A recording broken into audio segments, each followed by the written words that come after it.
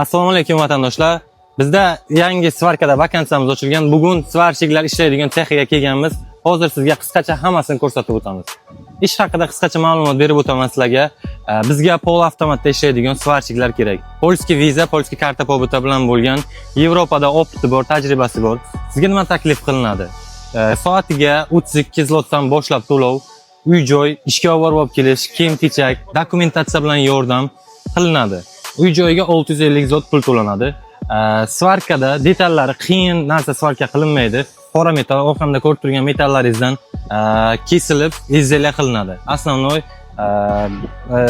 stroykaga ketadigan detallarda svarka qilishadi.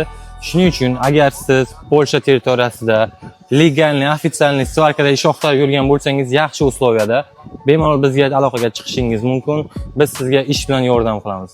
Обязательно Telegram kanalimizga obuna bo'lib qo'yish, eshingizdan chiqmasin.